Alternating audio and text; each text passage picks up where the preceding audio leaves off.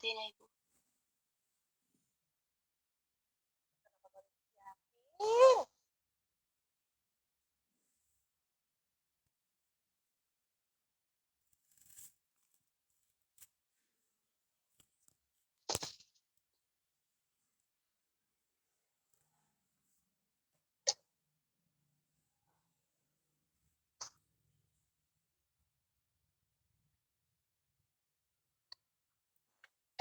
Ambil alih aja kan. Assalamualaikum.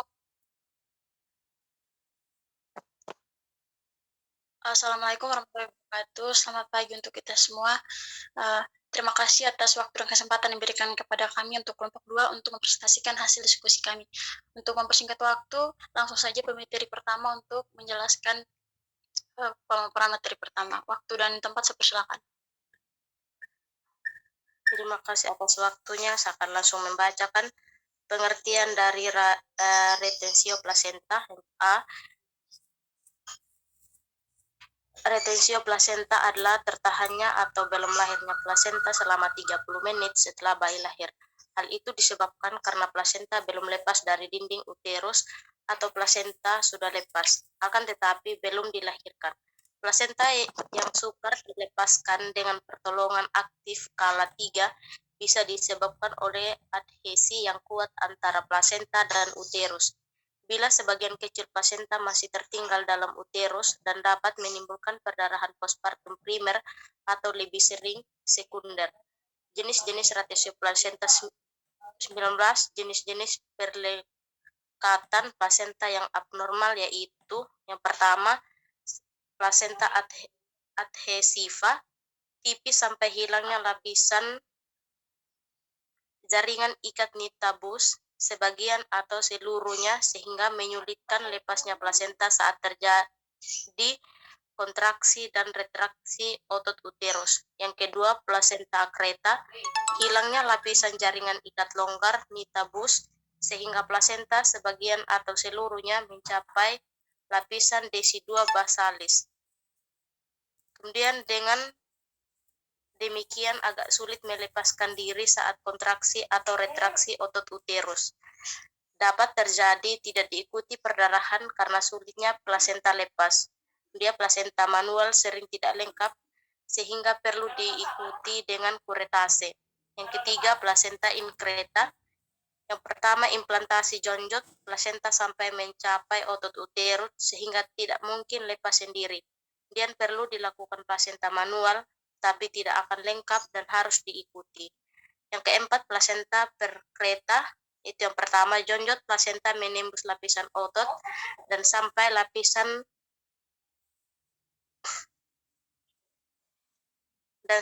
lapisan peritoneum, cavum abdominalis. Retensio placenta tidak diikuti perdarahan. Kemudian plasenta manual sangat sukar, bila dipaksa akan terjadi perdarahan dan sulit dihentikan atau perforasi. Kemudian tindakan definitif hanya hysterektomi. Kemudian yang kelima, plasenta incarcerata, yaitu plasenta telah lepas dari implantasinya tetapi tertahan karena kontraksi SPR. Pada kasus retensio, plasenta harus dikeluarkan karena dapat menimbulkan perdarahan dan infeksi. Jika plasenta tidak dikeluarkan, maka dapat terjadi plasenta incarcerata, dapat terjadi polip plasenta, dan terjadi degenerasi sel ganas koriokarsinoma. Kemudian saya berikan kepada pemateri kedua.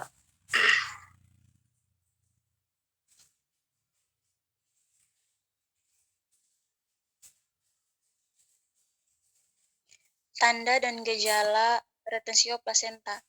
Tanda-tanda yang selalu ada yaitu yang pertama, A. Plasenta belum lahir 30 menit setelah anak lahir. B. Ada perdarahan. C. Kontraksi uterus baik. D. Pada eksplorasi jalan lahir tidak ada robekan. Terus yang kedua, tanda-tanda yang kadang menyertai yaitu yang pertama, ada satu tali pusat putus akibat traksi berlebihan. Yang kedua ada inferio uteri akibat tarikan. Terus yang ketiga ada perdarahan lanjut. Terus lanjut yang kemudian faktor-faktor penyebab terjadinya retensio plasenta. Yang pertama, manajemen aktif skala 3 yang salah satunya adalah pengeluaran plasenta yang tidak hati-hati. Yang kedua, his kurang kuat.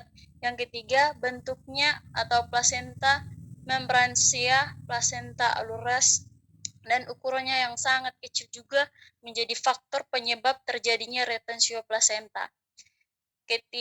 Ketidaknormalan perlekatan plasenta pada myometrium atau karena plasenta telah berhasil terlepas namun tetap berada dalam uterus karena sebagian serviks tertutup. Lanjut, mungkin pemateri ketiga. Jadi baik, di sini saya akan menjelaskan tentang etiologi plasenta. Retensio plasenta yang paling umum ditemukan adalah plasenta aderesa. Selain itu, etiologi retensio plasenta lainnya adalah juga dapat ditemukan adalah plasenta incarcerata dan accreta. Plasenta adhekresa adalah plasenta makin melekat pada dinding uterus akan tetapi akan mudah dilepaskan secara manual. Nah, di sini ada gejala retensio plasenta. Yang pertama demam, yang kedua meninggal, yang ketiga nyeri yang berlangsung lama, dan yang keempat pendarahan hebat, dan yang terakhir keluar cairan dan jaringan berbau tidak sedap dari vagina. Di sini ada penanganan retensio plasenta. Bertujuan untuk mengeluarkan plasenta dari sisa jaringan plasenta dari dalam rahim. Tindakan yang dilakukan dokter antara lain mengeluarkan plasenta dari rahim secara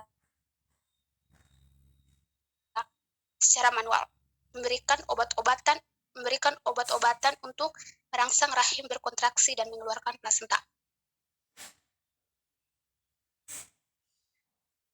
Jadi baik Ibu dan teman-teman, sekian dari hasil diskusi kami yang tertunda pada minggu lalu.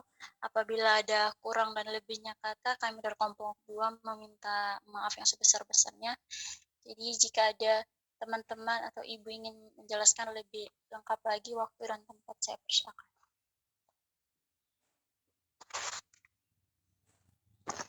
Lanjut dulu ke kelompok 4, nanti baru dibuka sesi pertanyaan ya Mbak. Silakan kelompok 4. Kelompok 2 tolong ini dulu. Baik. Siap. X saja.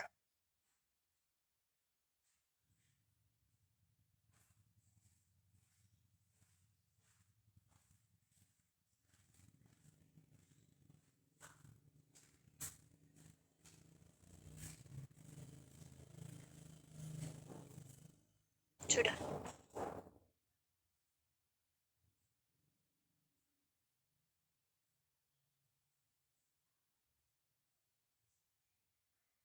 Jadi baik, salam dan selamat pagi untuk kita semua. Assalamualaikum warahmatullahi wabarakatuh Ibu dan teman-teman. Terima kasih atas waktu dan kesempatan yang diberikan kepada kami untuk kelompok 4, di mana hari ini kami akan memaparkan hasil diskusi kami tentang ruptur uteri. Jadi untuk mempersingkat waktu, saya persilakan untuk materi pertama untuk menjelaskan. Marisiana Milaresi. Baik, terima kasih. Saya akan membacakan pengertian tentang ruptur uteri. Ruptur uteri merupakan salah satu bentuk pendarahan pada kehamilan lanjut dan pada saat persalinan selain dari plasenta pertia, glosioplasenta, dan gangguan pembekuan darah. Pendarahan pada kehamilan lanjut yaitu pendarahan yang terjadi pada kehamilan yang lebih dari 22 minggu sampai sebelum bayi dilahirkan. Pendarahan pada persalinan, pendarahan intrapartum sebelum kelahiran atau dalam proses kelahiran bayi. Etiologi A. Karena dinding rahim yang lemah dan cacat, misalnya pada bekas ischemiotomy, perforasi waktu uretrase, histerokia, pelepasan plasenta secara manual. Dapat juga pada graviditas pada kornu yang rudimenter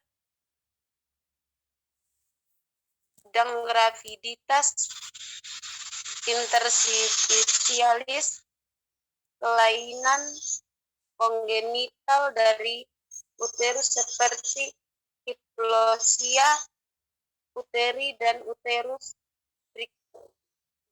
mola destruens, adenomyosis, dinding rahim tipis dan renggang karena perenggangan yang luar biasa dari rahim.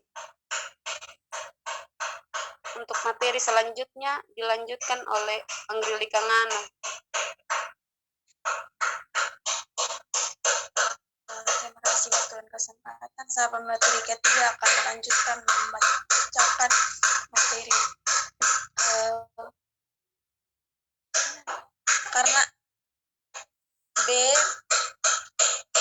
karena peregangan yang luar biasa dari rahim, misalnya pada panggul sempit atau kelainan bentuk panggul.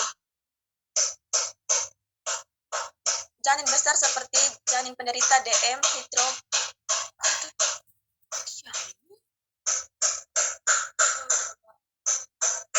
bukan di atas tadi itu. Hidropevelitis, postpatritus, gangrene multipara. Juga dapat karena kelainan kongenital dari janin. Hydrocephalus, monstrum, thoracofagus, ancephalus, dan shoulder dystocia, kelainan letak janin, letak lintang, dan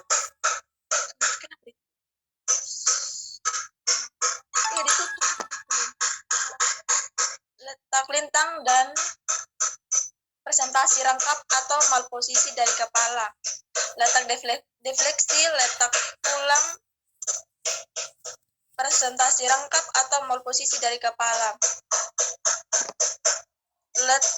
letak defleksi, letak tulang, ubun-ubun, dan putar paksi salah. Selain itu, karena adanya tumor pada jalan lahir, rigid cervix, songlemertio cervix, hanging cervix, retrofleksia uteri,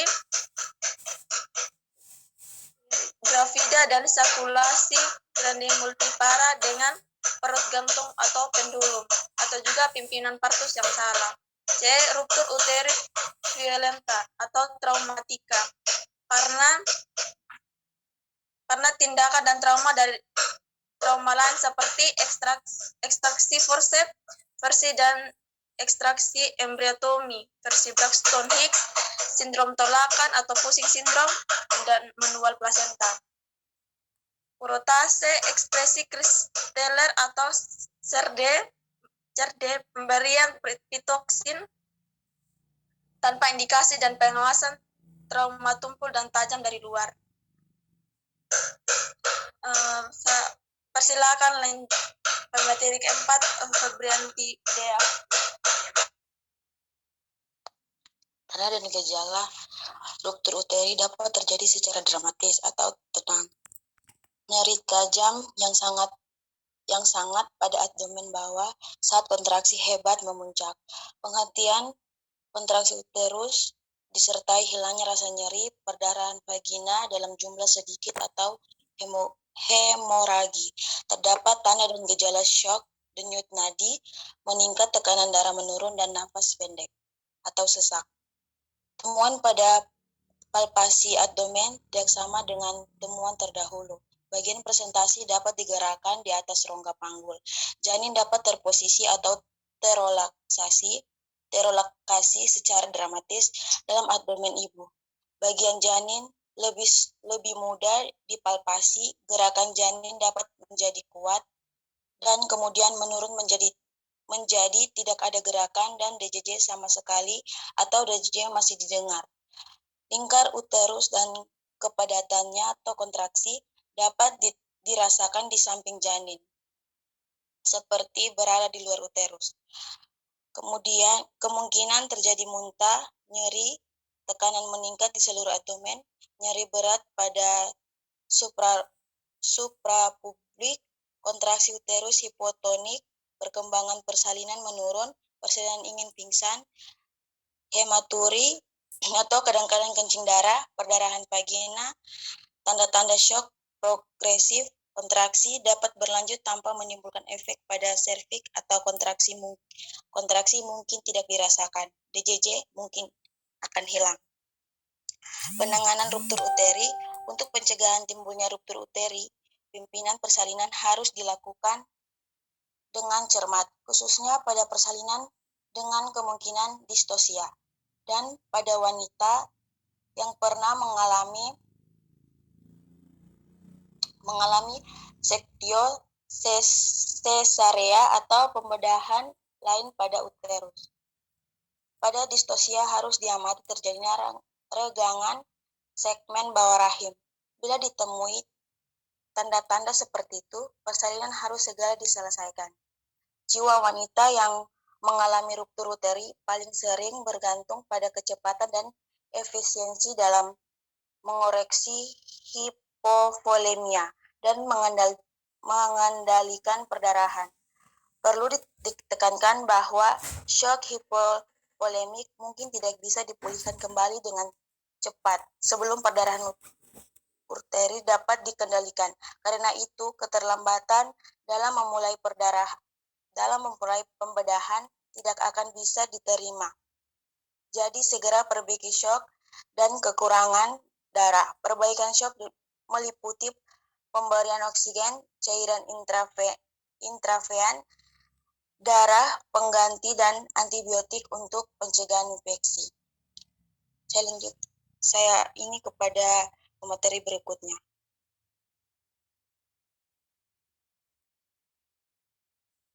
Bila keadaan umum, penderita mulai membaik dan diagnosa telah ditegakkan, selanjutnya dilakukan laparotomi, tindakan pembedahan dengan tindakan jenis operasi. A. Histerektomi, baik total maupun subtotal. B. Histerorofia, yaitu tepi luka, dieksidir, lalu dijahit sebaik-baiknya. Konservatif hanya dengan tamponade dan pemberian antibiotik yang cukup. Tindakan aman yang akan dipilih tergantung dari beberapa faktor, antara lain keadaan umum, jenis ruptur, incompleta atau kompleta, jenis luka robekan, tempat leukemia, pendarahan dari luka, umur dan jumlah anak hidup, kemampuan dan keterampilan penolong. Untuk mencegah terjadinya ruptur uteri sebelum persalinan, penolongan persalinan telah melakukan pemeriksaan terlebih dahulu apakah ada tanda-tanda yang dapat menyebabkan ruptur uteri. Bila telah terjadi ruptur uteri, maka lakukan penanganan shock terlebih dahulu, yaitu pemberian cairan intravena, oksigen, transfusi darah, dan bila diagnosa telah ditegakkan, maka lakukan laparotomi atau pembedahan. Sekian, saya kembalikan ke model. Jadi baik, sekian dari hasil presentasi kami. Mohon maaf bila ada salah kata dalam penyampaian materi kami. Dan buat teman-teman yang ingin bertanya atau ingin menambahkan pendapat tentang materi kami, waktu dan kesempatan kami persilahkan.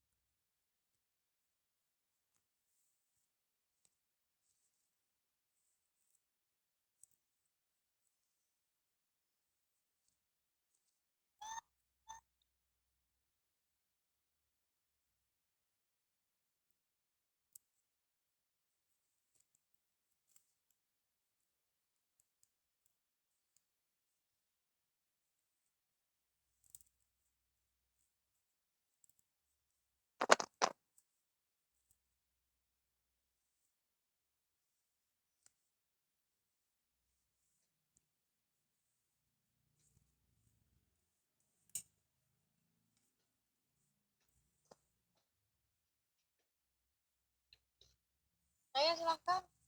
Gak ada yang mau bertanya? Saya Gak ada yang mau diskusi? Silakan. Saya Bu mau bertanya kepada kelompok 4. Tadi teman-teman kelompok 4 sempat menjelaskan yaitu penanganan ruptur uteri.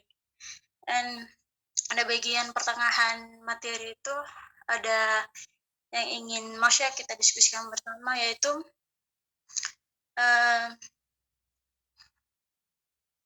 yang penanganan yang shock hipovolemik. Yang shock hipovolemik itu pemateri mengatakan bahwa mungkin tidak bisa dipulihkan kembali dengan cepat sembuh. Nah, maksud dari shock hipovolemik dan tidak bisa disembuhkan secara cepat itu yang seperti apa teman-teman? Maksudnya mungkin teman-teman bisa menjelaskan kepada kami semua agar itu lebih terperinci seperti itu.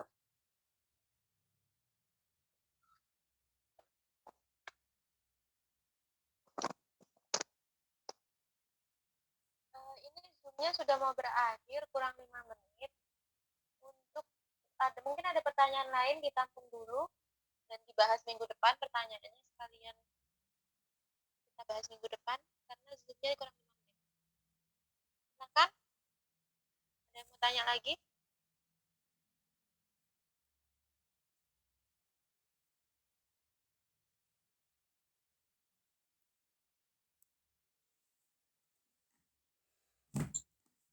Ini saya atas nama Nelly Vina mau bertanya di kelompok 2.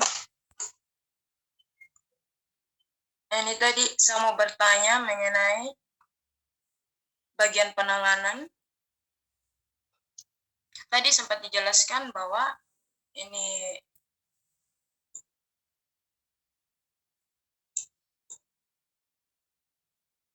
penanganan untuk inversi uteri itu retensio placenta.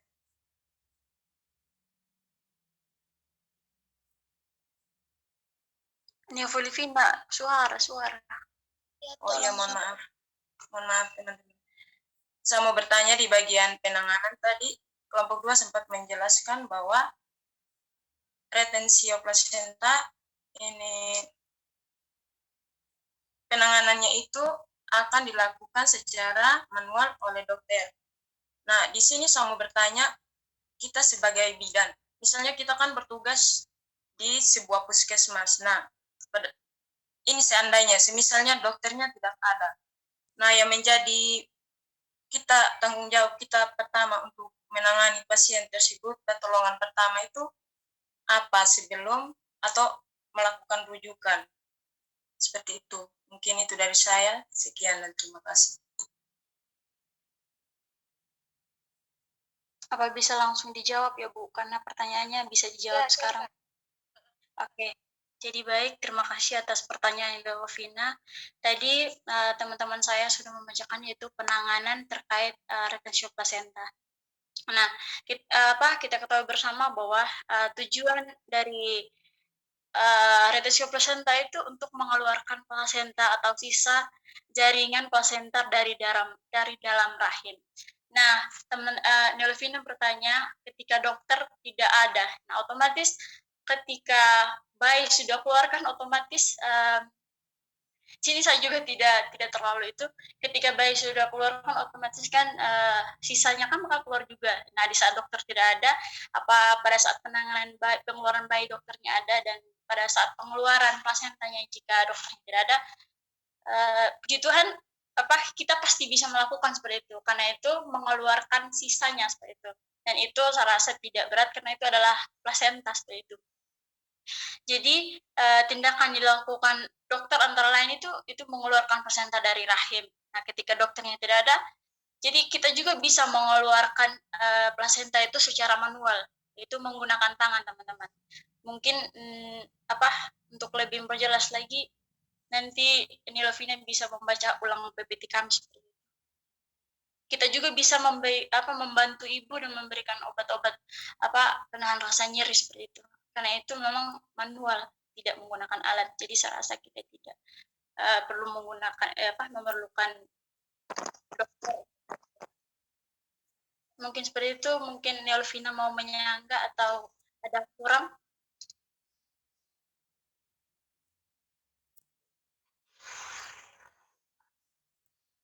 Oh iya, mungkin masih ada lagi.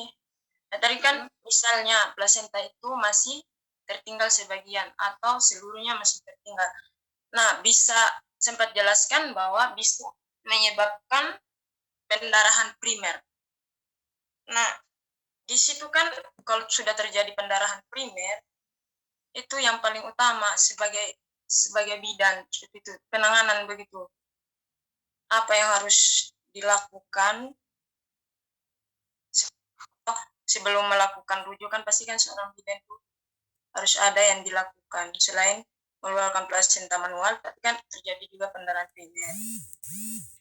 Minta maaf kalau boleh langsung to the point aja pertanyaannya. Jadi maksudnya ini penanganan primer atau? Iya, maksudnya tadi kan otomatis plasenta itu masih ada yang tertinggal. Halo, ya Mama. Tapi di sini plasenta yang tertinggal itu bisa juga menyebabkan perdarahan primer. Nah, itu penanganan seorang bidan itu yang pertama itu apa? Seperti itu. Saya tidak itu. Nah, jadi gini Mbak, kan plasenta sulit terlepas itu nanti akan menyebabkan pendarahan primer, itu kan maksudnya. Terus sebagai bidan Ya, bagaimana cara pencegahan dari pendarahan primer itu, ya kan? iya, Ibu. Seperti itu. Nah, gimana kelompok itu pertanyaannya seperti itu. Jadi baik, Menjawab. pencegahan. Jadi baik Ibu, terima kasih atas itu ya. Jadi baik, Niolvina, saya akan menjawab.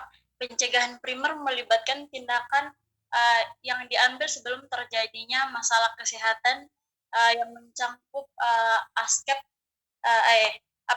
promosi kesehatan dalam perlindungan. Nah, dalam aspek promosi kesehatan, pencegahan primer berfokus pada peningkatan kesehatan secara keseluruhan individu, keluarga, dan masyarakat. Itu ketika pencegahan primer terjadi, ya kita sebagai bidan melakukan tindakan, yaitu kita bisa membantu ibu hamil itu mencegah, bisa kita kasih di saat kan otomatis darahnya itu bakal keluar terus, tidak ada berhentinya. Dan situ kita sebagai bidan hanya mengasih obat anti nyeri atau membantu atau menyarankan keluarga atau suami atau yang dekat kepada sama ibu biar mendekat dan terus menjaganya. Kan kita tidak mungkin seorang bidan ya, di saat ibu hamil terus menerus mengeluarkan darah atau penanganan ketika sudah melakukan tindakan seperti memberikan obat, terus menyarankan keluarga mendekatkan diri kepada ibu, otomatis kita tidak ada berwenang lagi untuk terus mendampingi ibu, kecuali dari pihak keluarga masih ada yang perlu lagi kita bantu untuk ibunya maunya seperti apa dan kenyamanan seperti apa. Di situ kita akan kembali dan membantunya lagi seperti itu, Nia Luvina.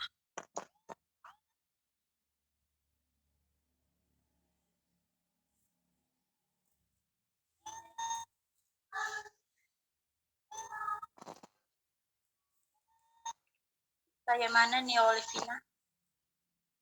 Apa masih kurang jelas?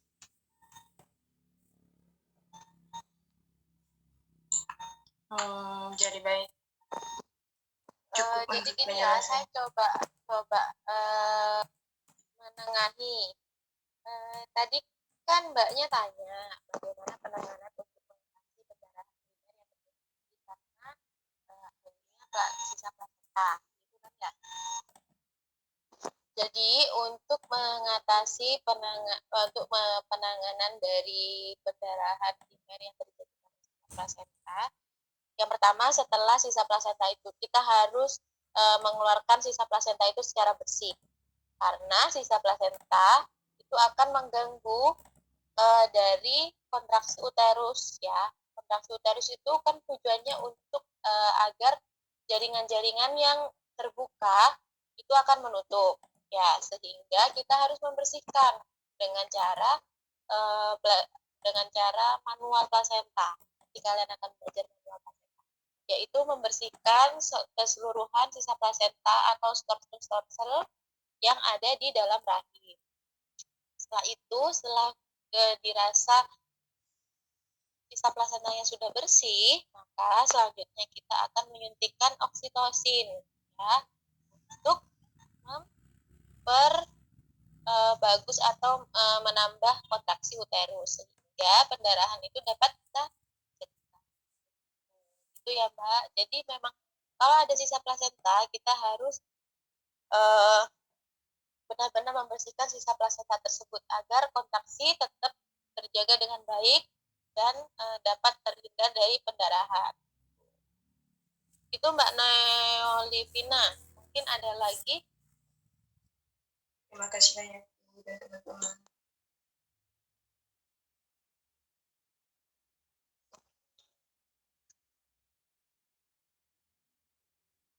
Gimana, ada pertanyaan lagi? Dari kami Bu, mau menjelaskan, mau menjawab pertanyaan